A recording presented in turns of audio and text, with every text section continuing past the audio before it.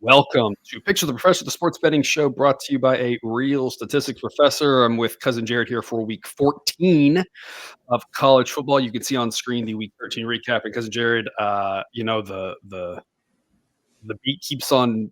Yeah. What is the? Yeah, I don't know. Whatever the saying is. Yeah. We're still doing it, right? Yeah. I mean, this season has just been.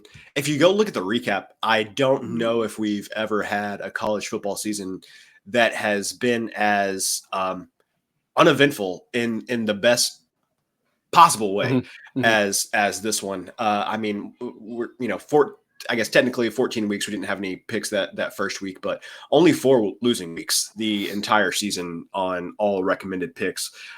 So it's just been great. There's no two ways about it. Yeah, it's been a lot of fun. I would be remiss if I didn't point out, of course, the top plays, that top subset have not gone quite as well. I think I could be wrong. I think that's just some small sample size variability. There's randomness in sports, and I always talk about this too. Our brains don't do well with understanding how that works. This is something that I've been trained in and studied in, and it's hard for my brain to understand it and accept it sometimes. But one thing here, one thing there, and all of a sudden the top plays look just as good as the honorable mention. So I don't think there's anything to be concerned about at that. It's just we've talked about a lot of times, like there's a big myth out there, and I don't want to go too off of this, but again, we are an educational show. We want every bettor to become a better, as we like to say, and there's a myth out there that like the best sports bettors, the professionals, the whatever, bet, 2 games a week or whatever. And I'm like, there are some that find success doing that. Absolutely. That's not the only way to be successful. And I would argue a lot of the professionals, that's not how they're successful. There are the professionals who are successful in that manner because they are getting the inside information first and getting the numbers about injuries and people not playing and that sort of stuff. And they're only betting a couple games a day. Absolutely. If you, what was it a few weeks ago, when Daily for Army, was out, if you had a network of people with ears to the ground and you caught that right before the line move or whatever, you've got so much value there, and you've got so much value, you don't want to play other plays. There's a myth that that's all that's out there. And that's not the case. And our strength statistically here is actually, that minimizing the variance is our friend, and we do that with a larger sample size. And so that's why we had last week 42 picks. We've already got another 40 this week. It's a lot of picks, but if you just hang with us here, it's slow and steady, and people are doubling their bankrolls left and right. And it's it's a lot out there. It makes for a crazy hectic Saturday. By the end of the Saturdays, usually I just feel very spent, but it's a lot of fun when you're just constantly being like you said, a couple of weeks are kind of break even or slightly down, but a bunch of weeks are just add 5 units, add 7 units, add whatever, and just making money. And that's another way to do it literally professionally. Because if you were doing this with big amounts of money, you're paying your rent with this money, which is a lot of fun. Right. I don't know if you have any feedback from that, cousin Jared. No.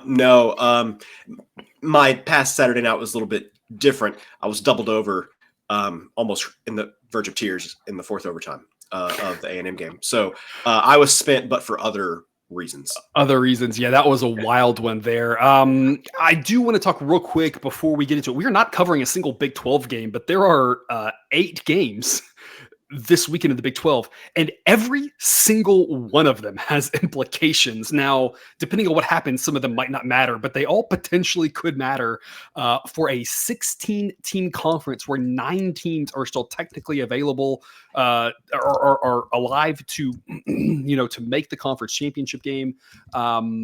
2 to the 8th power, I believe, is 256. So I think I saw 512, but whatever it is, there's literally hundreds of different permutations of how this can play out.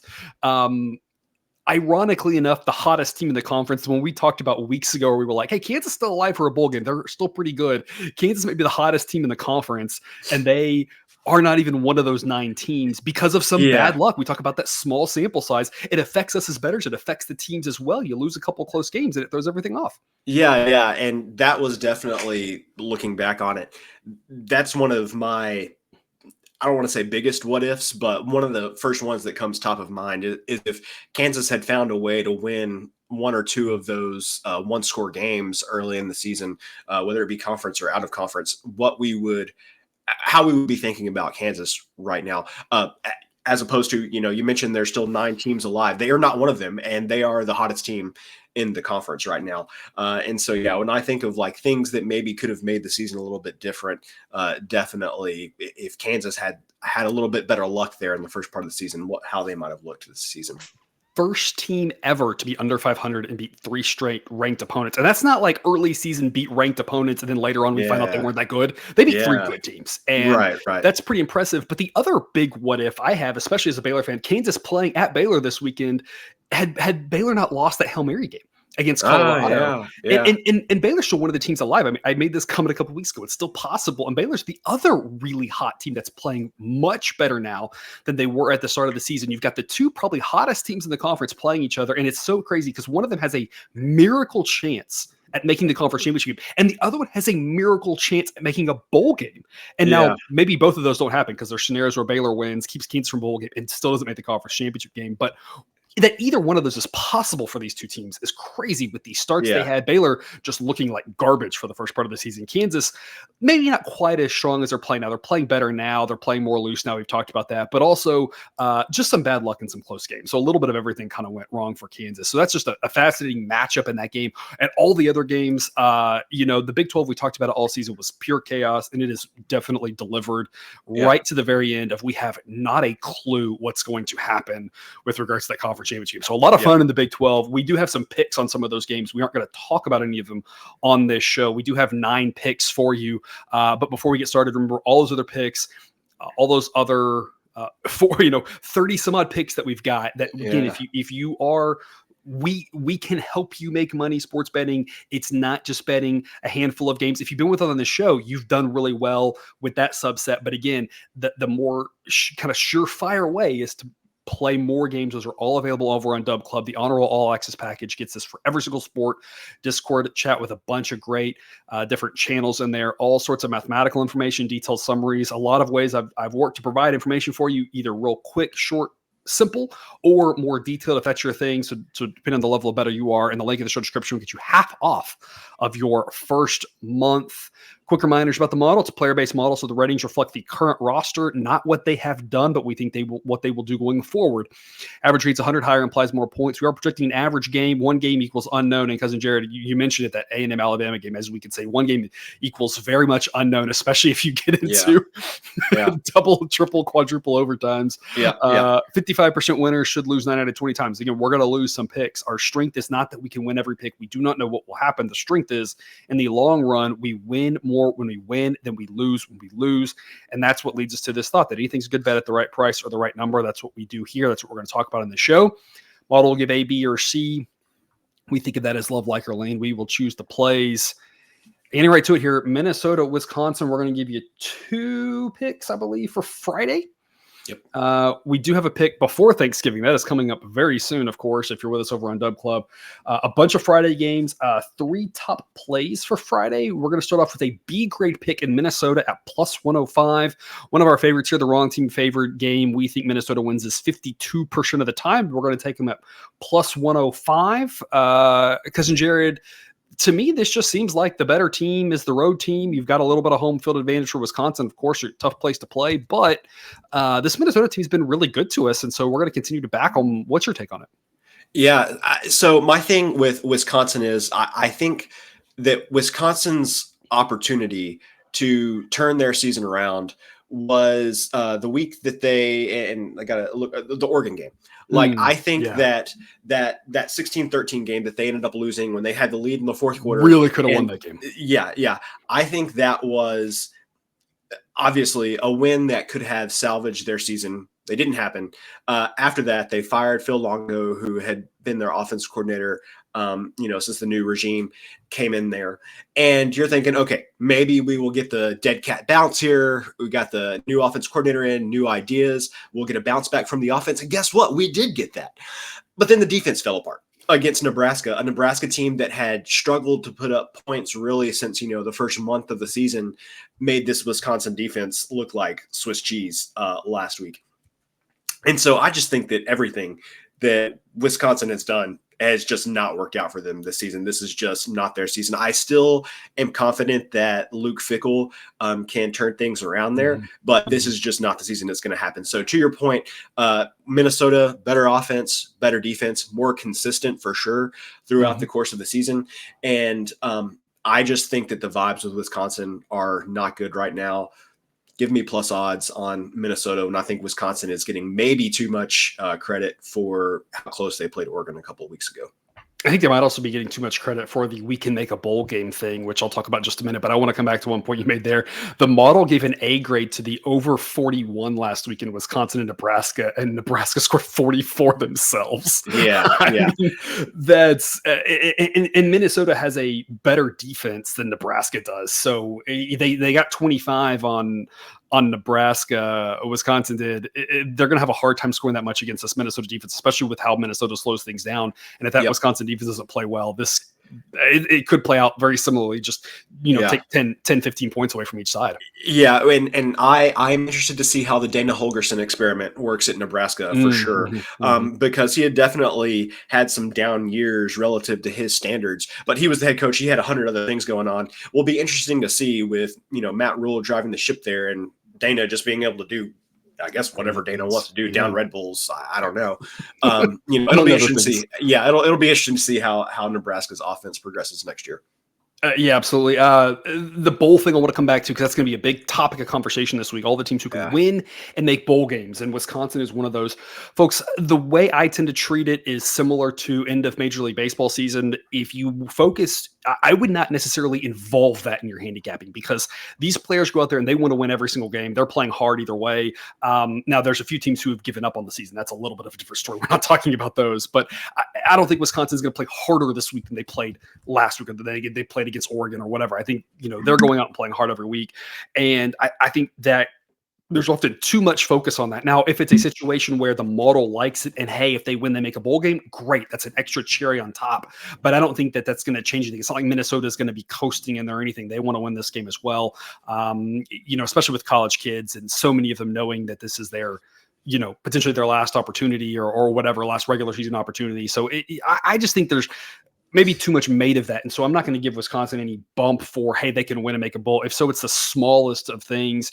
We see it several times in every sport, this whole, they just got to win and make it or whatever. And the team wins sometimes and loses sometimes. It's not like they have an increased winning percentage because of that. So nothing that I'm worried about here in picking against the team who can win and make a bowl game. But folks, as we always talk about, shop around. Plus 105 is the pick we locked in and gave out on Dub Club last night. I've seen a couple prices even better than that as you shop around. Make sure you have at least 3 or 4 books in your account. One of the ways you can win is by decreasing your variance. We've been talking about that throughout the show. That can help a lot. The other way is just shopping around, getting the best price. Every 5 cents, every 10 cents, every half point can make a difference in the long run. Because we were looking at somebody here. I don't remember what team it was. I do. They had 2 pushes on the side and 2 pushes on the total. And I'm like, that's pretty impressive to have that in the course of the season. But hey, if you shopped around, maybe you didn't push 4 times. Maybe you won 4 times if you were on those. That can be a big difference. So make sure you have multiple books in your account. If you don't have an account there yet, BetUS is a great book to check out. They always have great deposit bonus. Again, BetUS, check them out if you have not yet today. Navy and East Carolina, the other Friday game we're going to talk about here. Both of these games are noon Eastern. This is one of our top plays for the week. We've got East Carolina at minus 105, A grade play. The Minnesota pick was a B grade. This one's an A grade. Model says East Carolina wins 62% of the time. Navy was a fun team to ride early in the season, but they haven't looked maybe quite as strong as the season's gone on. Maybe the opposite a little bit of a team like Air Force, who's looked a whole lot better here as the season's gone along. East Carolina, kind of came out of nowhere and really surprised me just how good they've looked as of recent. And that's been led by their defense, which is number 52 in the country going forward as their projection, according to Sideline. Because Jared, we think that the better team is East Carolina and they're home. So laying a cheap price at minus 105 is a fantastic opportunity. What's your take? Yeah, 2 teams going in the opposite direction here. Navy started out hot, has been slowly going down. Sidelines rankings, East Carolina, the opposite. Would you believe me if I told you that East Carolina has 7 wins? They could get their 8th win of the season. I saw that last night, and I had that thought. I was like, wait, is that right? There's no way. They were brutal early on. Yeah, and they had some okay wins early in the season.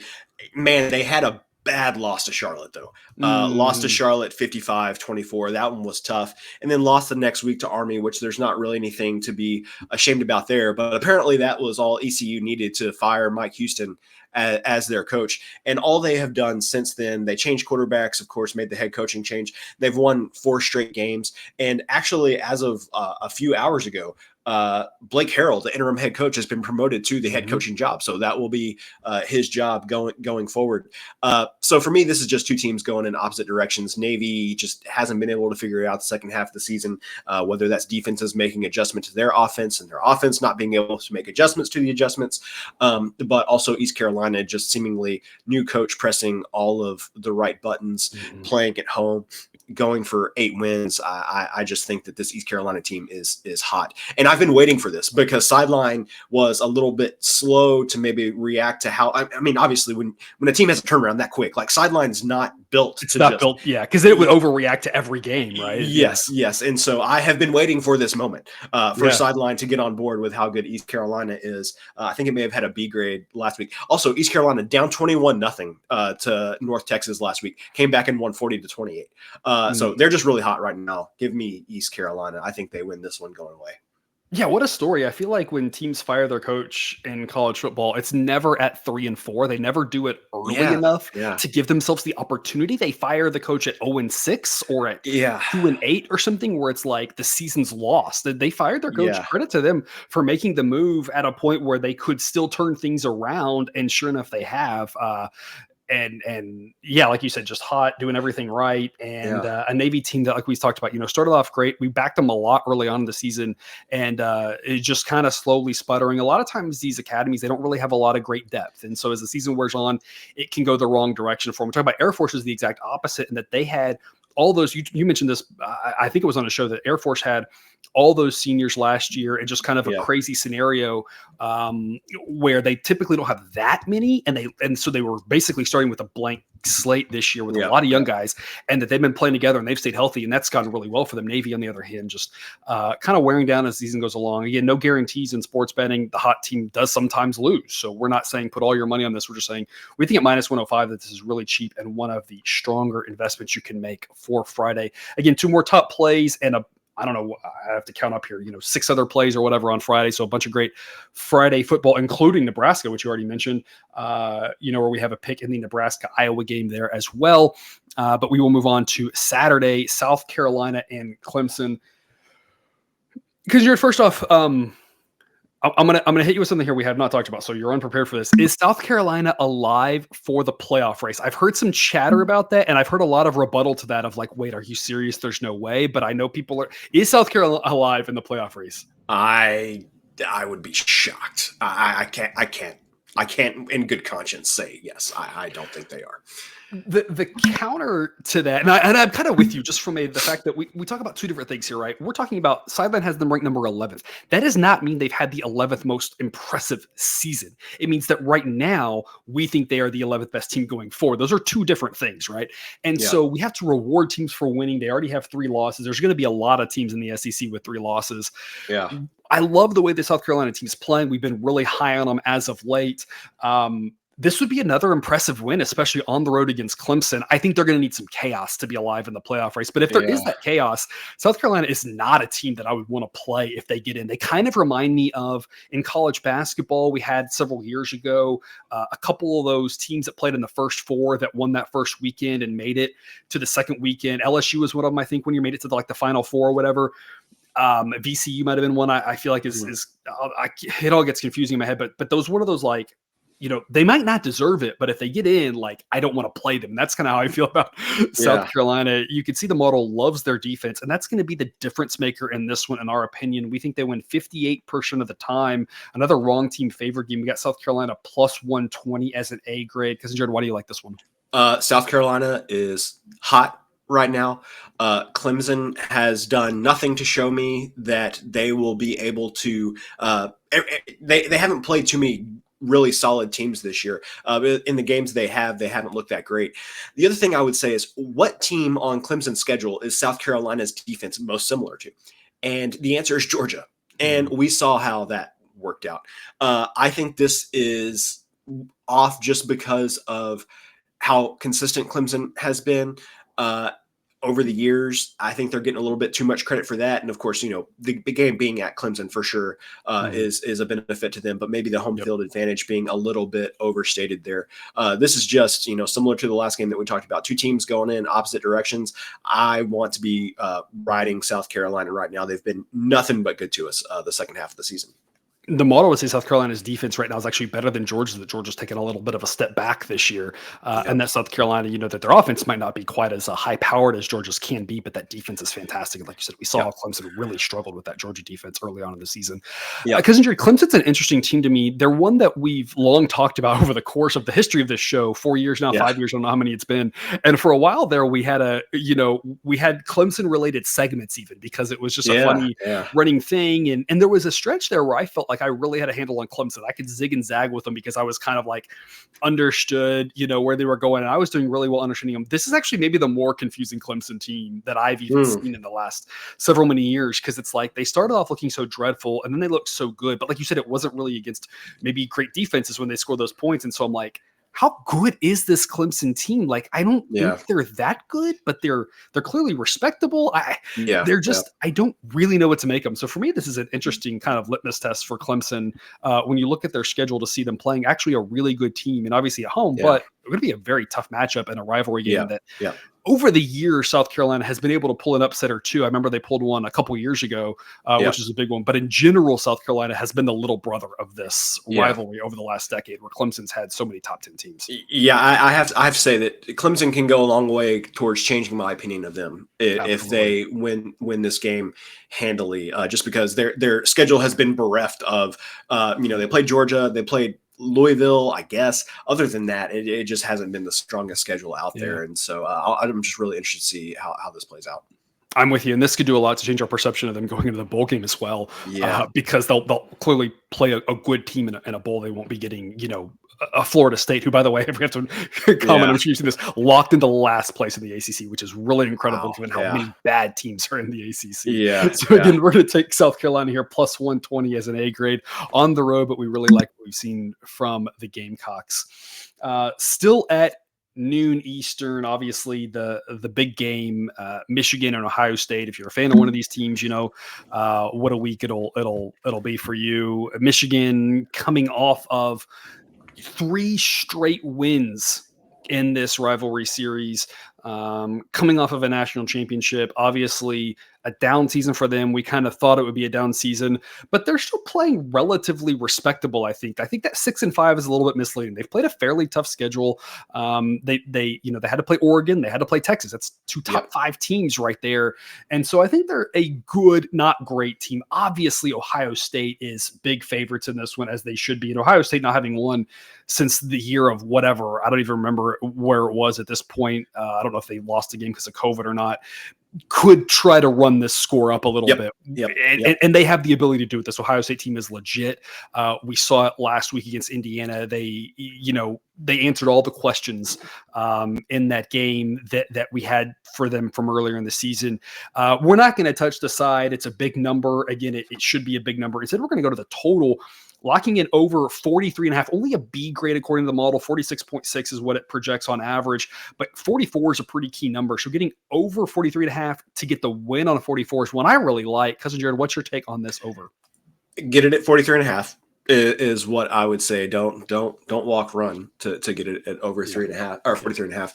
I think the Indiana game is a perfect example of what I think can happen in this game. And that is that if Indiana were able to sustain drives in that game, they would have been able to get to 20 points or something like that if they didn't have the drop punts basically in their own end zone. So if Michigan is able to sustain drives, I think they can get 20-ish points or so. If they are not able to sustain drives, you're going to get the exact same thing that happened with Indiana, where eventually the Ohio State onslaught is just going to hit, and they're going to end up getting 28, 35, maybe low 40 points. I mean, there are few times, especially if it's not like Lane Kiffin involved, where I think that a team is going to specifically run up the score. But this is one of those games where Ohio State could be trying to extricate the demons that have, been taking them over for the past few years. So for me, this is one of those where either way the game goes, if Michigan just gets drowned out, Ohio State may cover this themselves. Mm-hmm. And if Michigan's able to get to 17, 20 points, I think you have a great chance of this game going over as well. So this is one of those things where you look at the ways this could lose. I feel like there's just a small window of ways that this game loses. Yeah, absolutely. We always love games like this where it's like, hey, if this happens, we're probably good. And if this happens, we're probably good. And that's one of these right here. Like you said, a lot of ways this gets over. And I want to address real quick before we move on to the next one, the pace. Obviously, Michigan goes slow. Look at Ohio State. They're number 131.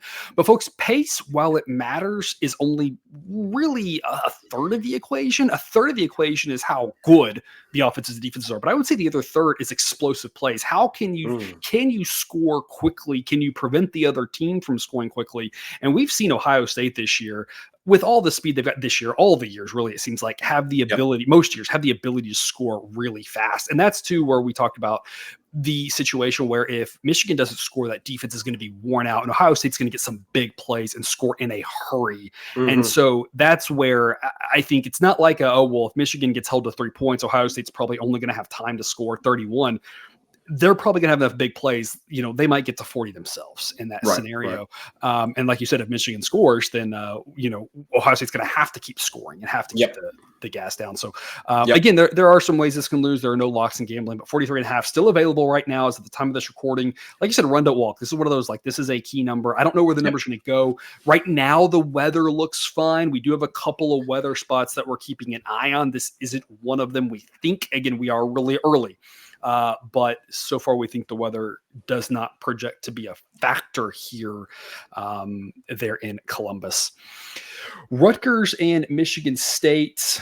We're moving to 3:30 p.m. Eastern for this one. We've got this as Rutgers winning 61% of the time. We're going to take Rutgers minus 102. Another game where we are picking against the team that can make a bowl. Another game where I think we're getting value because I think not that the bookmakers think that there's an edge necessarily to this win and you're in a bowl game. I think it's that they know that bettors think that. And again, part of the bookmakers' responsibility is simply trying to balance out the action as much as they can. There are situations where they know they can't. And that's a whole different, we can dive down that rabbit hole in another educational show. But in general, if they could get 50-50 action and just take the VIG, they would do that in a heartbeat. And so I think they are shifting the line a little bit. We're getting value here on Rutgers, who somehow, of all these units being so mediocre, the Rutgers offense is the one that stands out. We've been backing this Rutgers team a lot. They've been mostly good to us because, Jared, they were good to us last week for 59 minutes and whatever. You should never ice the kicker. We've done the math. It doesn't work situation. Had they just let them, if you're going to let them stupidly try a 5-yard field goal with a college kicker with swirling winds, just let them try it. And had they just let them do that, that kick wasn't even remotely close. It was so bad. They were like, screw it. We're going to go for 4th and 15 or whatever it was. And then they scored a touchdown. So assuming Rutgers doesn't do anything stupid in this game like they did last game, maybe they'll actually win this one. We're going to take a minus 102 A grade. What's your take? Well, and for any people who are prefer the NFL to college football, and say, well, because there's not stupid stuff that happens in the NFL, I would direct you to basically every NFL game yesterday that has stupid kickers and or, the Commanders-Cowboys game, which was just so drunk. So the last 10 minutes, so drunk. Yes, maybe the most berserk NFL game that I have ever watched for that 10-minute period. So, even the crazy college stuff has infiltrated its way to the NFL. For me, this same song and dance with Rutgers here. I think they're underrated. Nobody would believe you if you said that Rutgers had the 36th best offense in the country. I think that's beneficial going up against Childs for Michigan State. While he has shown improvement this year, he's still prone to turnovers. And I think that Rutgers is going to score enough points in this game that Michigan State is going to have to keep up. And I just don't think they can do that for a full 60 minutes. So understanding that Michigan State has the home field advantage here, but I don't think that matters in this case. I think that Rutgers is just the better overall team every way you look, especially at the quarterback spot. And even with the bump for Michigan State needs this to go to a bowl game, don't think it's enough. And I would be remiss if I did not point out, because everyone saw it yesterday, that Commanders Cowboys game, and it wasn't a Hail Mary, but it was just such a, that 70 whatever yard pass. And then the missed extra point. The only thing that I can think of that was worse than that in NFL history was the one that was the Hail Mary of maybe 10, 15 years ago. It was like Panthers, Saints. I don't remember who it was. I think it was Saints. And it was one of like the NFC South teams, I think, where they got the Hail Mary as time expired and then missed the extra point to tie it. But that was back when the extra point was 3 yards. Yeah. And that was even worse. Was the only thing I could think of that really tops that. But like you said, a bonkers Rutgers game that we just saw, that we were one of the few picks we didn't get the W on. But I would be remiss if I didn't point out that there's been a number of games like that where we feel like we've just had the bad luck, and we've had such a great season anyway, which shows you again why we want the large sample size, because we want to be able to live with that bad luck. That's okay. We can deal with that because we know we're going to get good luck somewhere else. We were terrible luck in that one, but we made it back somewhere else, and that's fine. And so that doesn't deter us from backing Rutgers this week. One of the benefits of this model is that it does not just only look at final score. It doesn't look at just wins, losses, right? It looks at so many other intricate details in a game that, it doesn't really matter in that game who came out on top. What really matters is for going forward, what matters is that the way those teams played and how evenly matched they were or whatever. And that's what the model takes away from it. And that's sometimes a tough thing if you're a new better to wrap your mind around that. For the players, for the playoff committee, right, the wins and losses is all that matters. But for projecting going forward, the wins and losses aren't overly relevant. They don't really give us any more information than all the other things. And so taking the last 30 seconds aside from that, Rutgers played good enough to win. And so it's not like they were so terrible that we were like, we can't back them this week. So we're going to take them here minus 102 in a game we think they should be favored in, not worried about Michigan State's ability to win and make a bowl game. California and SMU, also at 3:30 p.m. Eastern. Another game here, almost like the last one. I don't think there's a ton to say. SMU has been really good to us all season. We backed them a lot. They got us a nice, easy win to start off Saturday slate here last week. For me, Cousin Jared, we're going to lay the 13 with SMU. A-grade pick. Model says they're going to win by 20. And really, this is actually more about California than it is about SMU. If you saw how they beat Stanford, what a big win that was for them getting to that bowl eligibility. This is a real letdown spot for them, having to travel halfway across the country after that. They've already got beating their rival, close game. You saw some of the players in tears talking about how they're going to remember this for the rest of their lives. All those different things like that. Especially with 18, 19-year-old kids, when you have a situation like that, you always look at how that next week's going to go. And more times than not, it makes for a tougher, week for them to prepare. Not that SMU really has any incentive to win big. I'm just not sure California shows up. This might be a game where SMU runs away with it. Cousin Jared, what's your take? Yeah, and I had a play last week, and I'm sorry, I didn't give it out. Y'all need to bug me to remind me. But I had a first half play that I really liked last week. Forgot to give it out on the Discord. If you want to lay the 13, that's fine. Also, you want to go look at what the first half line is. I think that's a very similar thing type here for the reasons that you just laid out. Even if SMU wanted to take their foot off the gas there at the end, get the backups a lot of reps in the second half, maybe you prefer a first half play. I'm like you. I think laying the 13 is good. SMU is just that much better. If you told me that I'm getting half a game of Preston Stone in this one, like I'm not crying about that necessarily. No. Almost no difference. Both these quarterbacks are both very solid. Yeah, and so I would say lay the 13 for the full game. If you want to go dabble in the first half line with SMU, I think that's a good option as well. To your point, big emotional letdown spot for Cal here. Yeah, not a crazy spot to, either split your wager between the full game and the first half or like to just take the first half only. We don't know what's going to happen in the second half. Obviously, you change the quarterback. That's not a problem. Might be more of a concern if they change out the offensive linemen. They don't have a ton of depth there. That was kind of their big issue at the start of the season when they were kind of struggling to get things going, was the pass protection. Who knows about the defense, exactly how much depth they've got there. That could be the concern, is exactly what happens in the second half. They absolutely are still going to try to win the game, though, because there are playoff implications. Even if they, lose the conference championship game, there could still be more chaos this week. We don't know what's going to happen. And a 2-loss SMU team that still has a pretty good resume still could sneak in. Obviously, it's not overly likely, but it is still possible for them, especially if they play Miami really close. So they're absolutely going to go out and try to win the game. They're going to be prepping all week. They're going to start strong. But yes, if they get up, 21 in the fourth quarter, we don't know what's going to happen. So, again, I just don't think Cal's going to show up. I like laying the 13. I like laying 14 or less. I think makes a lot of sense. I think you're more likely to get backdoored into 17, to a 17-point finish than you are maybe to a 10-point finish. But if you are concerned about that first half, not a bad angle. We don't do any first half picks as our official picks here, simply because of the record keeping that I've got to do to try to make sure we've got transparency for all our picks. And so none of that's there, but might be one to consider, along with, of course, the full game. Yep. Moving on to Oklahoma and LSU, 7 p.m. Eastern. Because Jared, I would be remiss here if I did not mention that the SEC and SEC homers, of which I don't think you are. I think there are a lot of homers out there, and that's fine. You can be a homer. I'm not. There's no offense. Like, it's just right. Yeah. But I do not consider you one of those. Maybe it's because your team only recently moved to the SEC. I don't know. Yeah.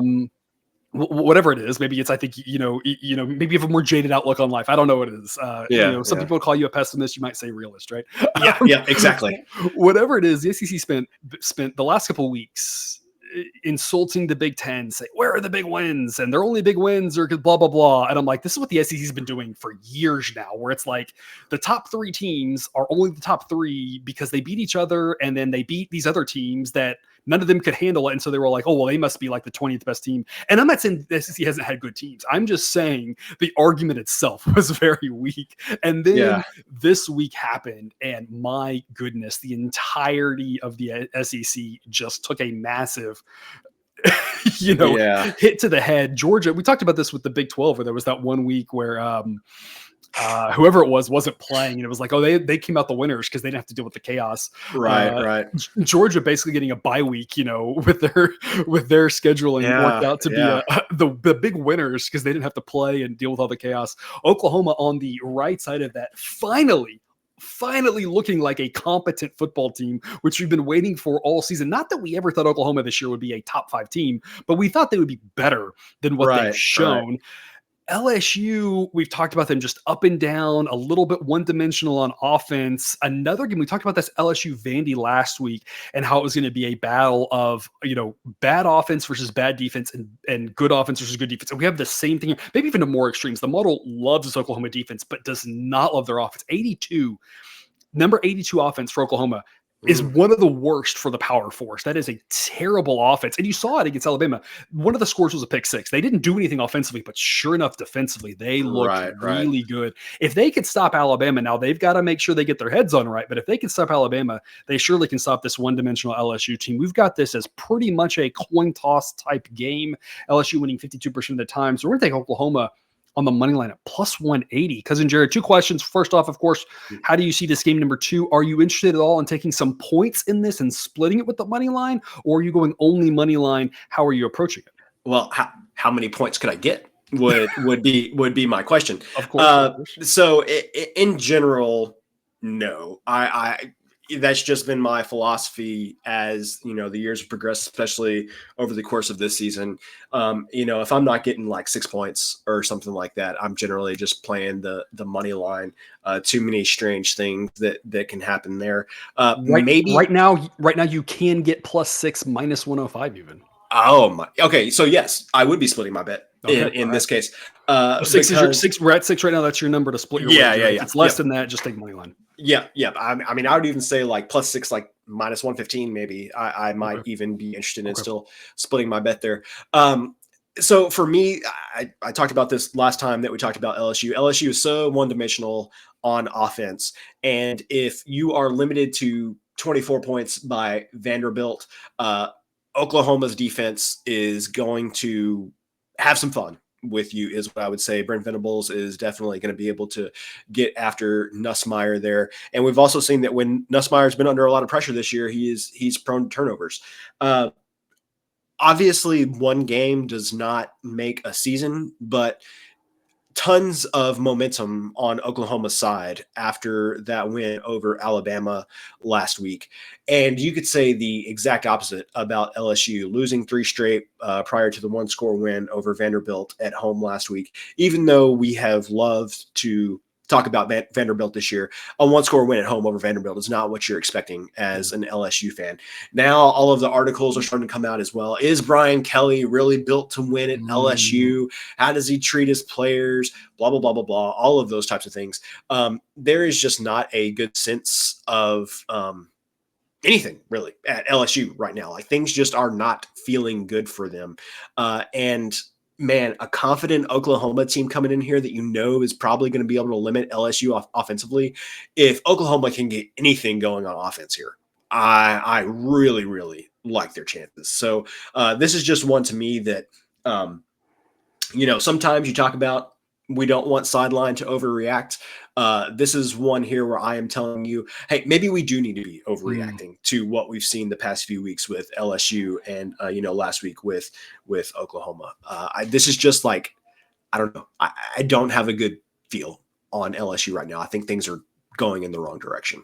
And the model's kind of always half believed in Oklahoma this season, obviously not in their offense. But you can see them ranked number 24 according to the model, even though they're 6-5. They've played a fairly tough schedule.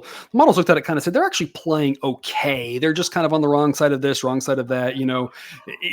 Everything hasn't quite come together, but they're still a pretty solid team. And so the model never really gave up faith in Oklahoma, get at least in that defense. Because the last thing I want to talk about on this game here, we talked about Cal.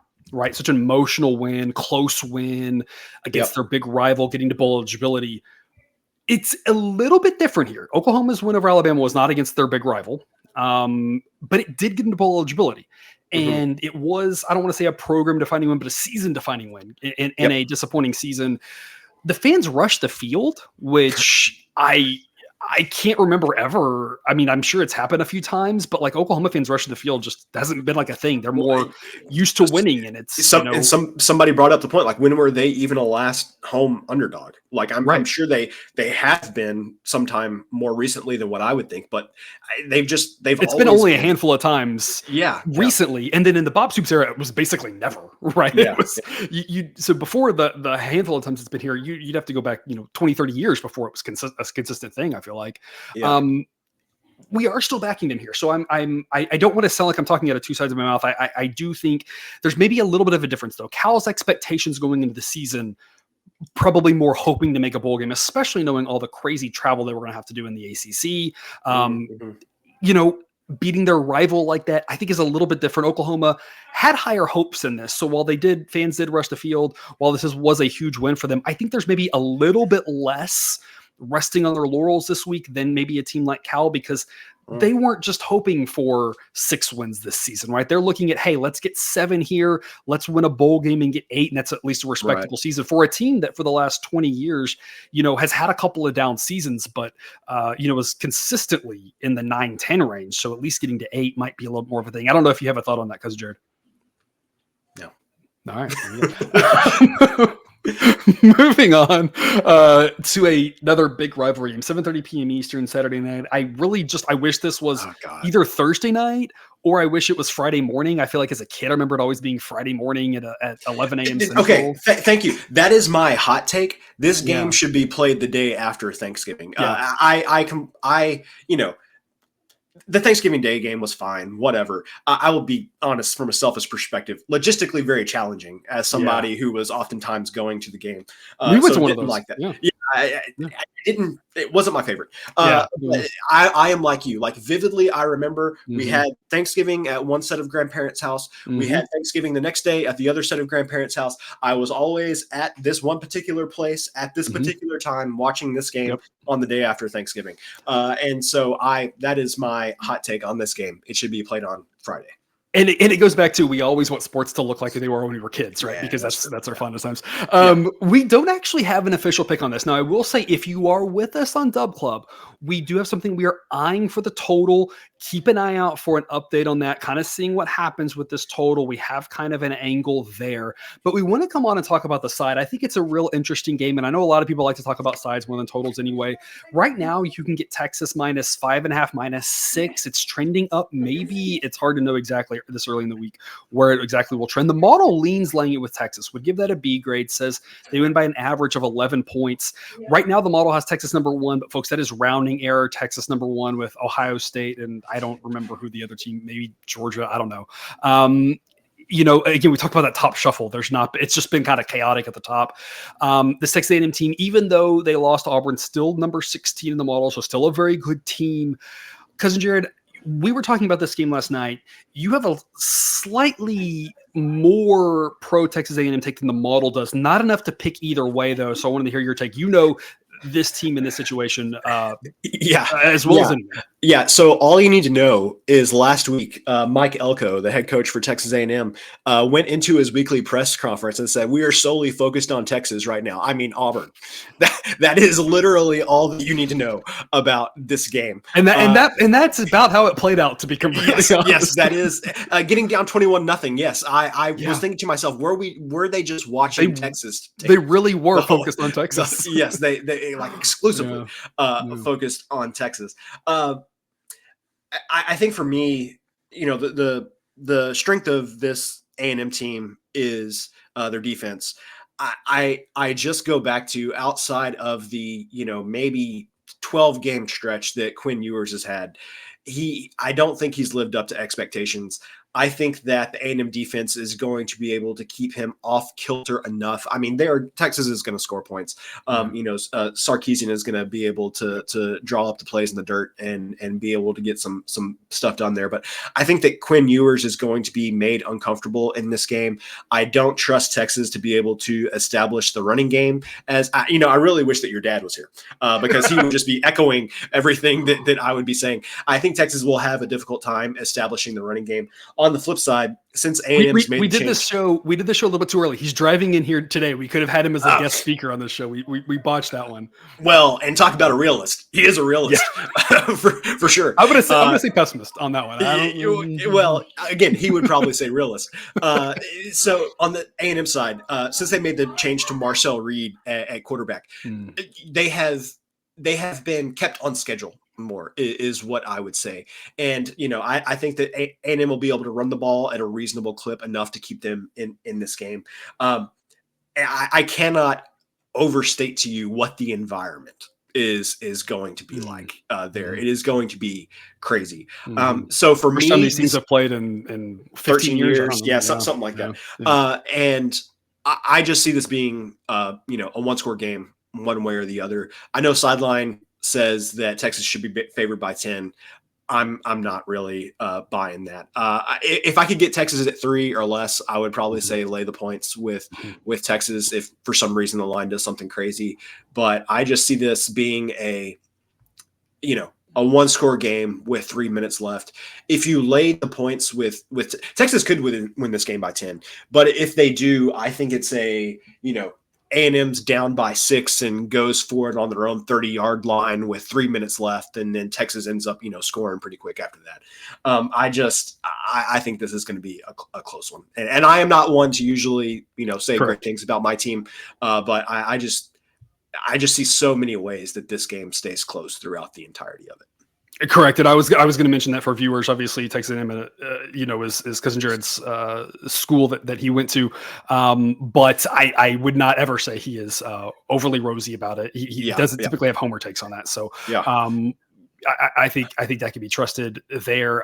We talked about on this show too. Both you and I have very happily, I say happily, maybe reluctantly, whatever, we will wager against our own team. I've done it against Baylor. You've done it against A&M. We've done it against the Astros in baseball. We will go against our own teams in a heartbeat if we think that's the right call. We'd rather be right than happy with regards to our fandom, because we know we're coming out here and putting our credibility in the line. Because I hate to go into how the game will play out too deep, because our strength is in statistics, is in probability, is in long run, and is in we don't know what will happen in one game, right? So I'm gonna everything I say, I want everyone to keep that back in their mind that we do not know what will happen in one game, and where we excel is in the large sample size. I do have to agree with what you're saying, though, in a couple things. Number one, this Texas offense, according to Sideline, ranked number 4. They're only ranked number 4 because this year in college football has been a little bit more. The top hasn't been the top. If you put this Texas offense a few years ago, I'm not sure they're in the top 10 because they're a good, not great offense, but the top has been a little bit more parity heavy with the transfer portal because the top teams can't just stack all the talent. Those guys go somewhere else, right? Ole Miss lost their star running back because they wanted to pay other players, right? So it's made it a little bit more spread out. So when you see number 4, this isn't a number 4 like you think about what would have been a top 5 offense. They're good, not great, in my opinion. And like you said, part of that has been the running game. They haven't been able to get it going. And to me, the other way that Texas wins by something like 10 or 11 is Texas gets the ball back up 3 or 4 with 8 minutes to go, and they have one of those 7-minute game-killing drives. But to do that, you kind of need the run game. Yeah. If they aren't getting it done on the run, which is Texas A&M defense is really good, it's going to have to be the short passes, the screen passes, using that, whatever. I'm just not sure Texas is able to do that. And I'm not saying they can't. They might absolutely do that. But that's the biggest way they cover this spread, in my opinion, is one of those they just kill it in the fourth quarter. And that's not what this Texas team has done. They lack the running game that they've had in the last several years. Yeah, and the last time that these two teams played, take it, from somebody who saw it firsthand, a big difference in that game was Colt McCoy's ability to make plays with his feet. And so, Ewers doesn't necessarily provide that same level. So I definitely think that that's going to hurt Texas a little bit in this game. Which is where Arch Manning would come in handy. And again, I'm not saying that there's a quarterback controversy or whatever. I'm just pointing, and I'm not saying they should necessarily at this point start him. I'm just pointing out that you've got a possibility that Arch is as good as Quinn Ewers is at this point. They're both very good quarterbacks, and Arch's ability to run could potentially be a difference maker in getting them to cover or getting them to win, because Texas could lose this game too. This is not a gimme game. I stand by my statement after the Georgia game where they put Arch in at the end of that first half there. I think Sarkisian knows that Arch is probably the overall better quarterback, but he could not deal with the distraction. The distraction that it presented for this team was too much. It wasn't worth the benefit there. So I agree with you. I'm more concerned. This y'all don't care, but who cares? We're 50 minutes into this. My nightmare is that this game plays out the way that the A&M Clemson game did a couple of years ago, where I'm blanking on his name, was the starting quarterback for Clemson. And about midway through the second quarter, they brought Trevor Lawrence in. It was Trevor Lawrence's freshman year. And within 5 plays, I was thinking, oh, crap. I would rather have the other guy back in because Trevor Lawrence is better. Because you're like, we don't know how to defend this. Yes, and that is my fear, is that Arch Manning comes into this game at some point. I don't think he will, but if that does happen, I am going to feel worse about the outcome for A&M. Yeah, I would agree. And especially, look, there's the added cherry on top of this for your nightmare scenario. I don't want to give you more nightmares, but in that scenario, you've prepped all week for Quinn Ewers. You haven't prepped for the mobile quarterback. So that's also the other issue with this. Yeah, Quinn Ewers getting injured would not be good for A&M potential this one. So a lot of that to say, we think this is a great game. We think it should be a lot of fun. Again, if you're with us on Dub Club, we will have a take on the total at some point. We are keeping an eye on that. Model leans toward Texas because, Jared, you kind of think it's priced pretty well. It's up to, you can get Texas A&M +6. If you can get to 7, that's where you would get it. That's where you would take Texas A&M. If it gets to 7, folks, I would say go quick. I think there's going to be some buyback at 7. So I would say that's a run, don't walk. I doubt it gets through 7. I think there should be enough people who would take the home team there. Not that Texas A&M has had the best home field advantage necessarily, but this is going to be, like you said, a crazy atmosphere, and whatever home field advantage you can possibly muster in that stadium, you're going to get in this one because of the situation. Washington and Oregon, another rivalry situation. Both these teams, of course, moving over to the Big Ten. Last year, notably, Oregon potentially the better team for the whole season, Washington struggled throughout parts of the season, didn't really turn on kind of till the end, but Washington won both games head to head, and thus they got to go to the playoff and had their magical run this year, like Michigan, 6-5. Crazy to have both national title participants the next year, 6-5. Of course, both did lose their head coach, and of course, with that comes some players. But Oregon now at 11-0, a lock into the Big Ten title game, a lock into the playoffs. But of course, they absolutely want to win this game. There is no denying that. And I think maybe a little bit of a revenge angle from last year, given that Oregon has to be looking at last year, saying how talented they were, how good of a team they were, thinking all they needed to do was win one of those games, and they've got they're probably in the playoff at that point. Might be looking to run up the score here against a rival, a team that Oregon might consider a little bit more of a rival than Oregon State, to be honest, as those two teams have been some of the top teams in the Pac-12 and had some big games. Not necessarily saying they do. Obviously, Oregon, Stanford has had some and whatnot, but a team they really have grown to have a little bit of a rivalry here with the last several many years. We've got this as Oregon by 27. We're going to lay the 19. Another potential first half angle because Oregon, you have to assume, is going to come out strong, put the pedal down. Lanning is a guy who, when he just needs to go and get the win and move on, he does. And when he wants to make a statement, i.e. Colorado, remember the Colorado game last year with that pregame speech? Oh boy. I think they're going to come out. I think they're going to be up, a ton in the first half, 17, 24, 31. I don't know. I think it's going to be ugly in the first half. So maybe a first half angle. A great pick for us laying it with Oregon. Cousin Jared, what's your take? Yeah, I don't have much to add here. Washington has struggled on the road, especially offensively, has struggled on the road this season. A lot of times that has included cross-country travel. This, of course, is not that, but probably the toughest environment that they've played in this season. Yeah, one of the toughest in college football. And I mentioned earlier that, Lane Kiffin might have been the only person I was worried about trying to cover a number, but Lanning is probably on that list too. He's just generally not consistently thinking about it, only when he cares. And I think in this instance, I would think so. For all of the reasons that you outlined about last year, I think he probably cares. Yeah, absolutely. Like I said, just go back to the Colorado game where they did not have to do what they did, and they were up, 35-zip at the half, whatever it was. It was insane. And I think you saw that pregame speech, and it was like, oh boy, Colorado is in for it. And that's kind of what I think here. I think all because he wants to win this game, right? There's no oh, we don't care, right? People are talking about, oh, the 12-team playoff teams won't care. No, they're gonna care. They want to win this game, right? All he's got to do is do one of those speeches and talk about last year, what happened, and those guys are gonna literally run through the wall onto the field and then run right through Washington. So we like laying here with Oregon. Again, 19A grade. Could look at the first half as well, just like we talked about earlier. A quick reminder here, again, folks, we have hoped you have enjoyed the show. We will still have more shows. We will have a conference championship show. We will have bowl shows. If we've been helping you make money, we encourage you to check out. There's a picks only package on Dub Club for just $19.99 per month. Just the picks, tell you what the top plays are, which again, we think we should do better than what they've done so far at break even. But either way, you get all those honorable mentions, which have made us 35 units on the season. And so again, check that out. If you have not yet, promo codes in the show description, get you a little bit of a discount. We appreciate you if you help contribute to our cause here, keeping our lights on. We also thank BetUS. We encourage Dr. Pepper, if you are watching, you can help sponsor us. The show is not brought to you by Ice Cold Dr. Pepper, but it should be. Cousin Jared, anything else to mention? Any other thank yous we should be doing? No, I don't think so. I mean, as always, we don't say this enough, but our spouses and families who allow us to do this. Yes, this is the season to give thanks, so we do obviously appreciate them. And again, if you are already with us on Dub Club, we do give you our thanks as well. We really appreciate your support and helping us run this. One more pick here for you. It is one of our top plays.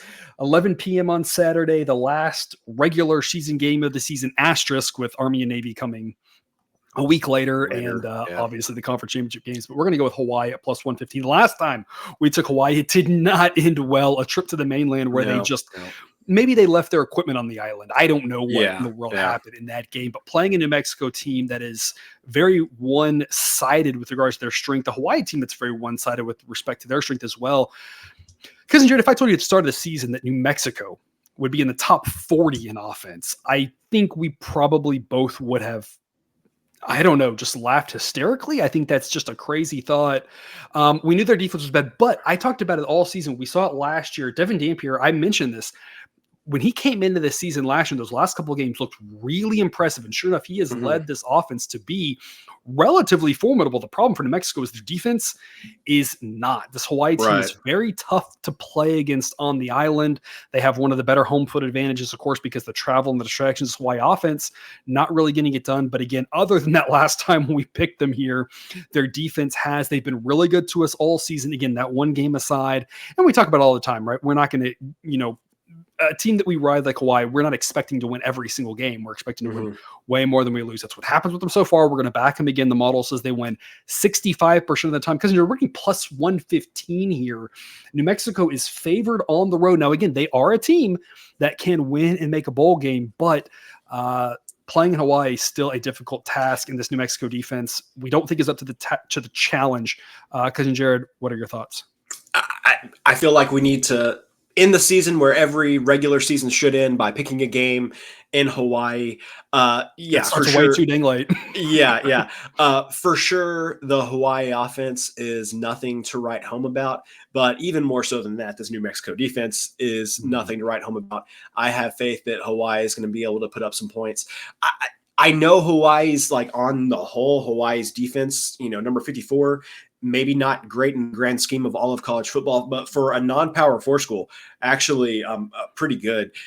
This sounds funny to say with New Mexico having the number 34 offense there, but have not played very many defenses to the level that Hawaii has. And of course, this being the toughest travel spot of the season, I assume that New Mexico will be celebrating Thanksgiving with a team. Maybe either they're going to be celebrating Thanksgiving as a team in Hawaii, or they're going to be making a late travel out there Hawaii, which I can't imagine that they're doing. Either way, very unique travel circumstances and everything surrounding this game. Probably going to feel more like a bowl game maybe than a regular season game. So I just think for Hawaii, this is going to be mostly business as usual. Play solid defense, and you'll be able to put up some points on New Mexico. 3 of the last 4 games, New Mexico's offense has not looked 2 of the last 4 has not looked very good. Both of those came on the road. When they went to Colorado State, they only put up 6 points. When they went to San Diego State, they only put up 21, which is a far cry below what they've been putting up in a conference that again has a bunch of weak defenses. They put up 50 against New Mexico State, for instance. They put up 50 against Utah State, right? Some weaker defenses, some teams that play faster. They did look better and put up more points here at home in those other 2 games against Wyoming and Washington State. But again, on the road, maybe a little bit of a tougher challenge to get their offense going. And like you said, one of the tougher travel spots here, of course, with Hawaii, with Thanksgiving, it's going to be a weird situation for them, whereas it'll just be business as usual for Hawaii. So we're going to back them. Again, the plus odds offers a lot of value here. We'd still lay even a little bit of odds with Hawaii and still say it's a great value pick. But even though this New Mexico team is impressive and that offense is impressive, Hawaii should not be overlooked. While Hawaii has one fewer win than New Mexico, a lot of that can be attributed to just differences in scheduling, right? These 2 teams are relatively similar to each other. I don't think New Mexico is really drastically better, and the model would actually give the slightest of slight leans to Hawaii, and so they're the better team. So plus 115.8, great play. Because that'll wrap up our regular season. Again, we will have bowl shows, conference championship shows, more to come. But other than that, parting words as we look to wrap up what's just been an incredibly successful college football regular season. Yeah, everybody join us over on Dub Club. If you're not there, there's lots of additional picks, aside from what we cover on the show here. And also, I hope everybody enjoys their Thanksgiving this week. Hopefully this has given you something to listen to and have in the ears as you are doing any travel for this Thanksgiving. Yeah, and we always joke too, we can be a good excuse for, if you need to get away from family, right? Sometimes that happens as well. So we can, hopefully we can be a little bit of a distraction in that world. And hockey, of course, hockey's been looking really good for us the last little bit there. So we always have some good stuff over there on the Discord chat for that. Discord, again, available exclusively through the Dub Club Honor Roll. So check that out if you have not yet. We thank you again for watching. We thank you for watching all regular season. We hope that you continue to watch here into the postseason. We wish you the best of luck. Remind you that you can eat your betting money, but please don't bet your eating money.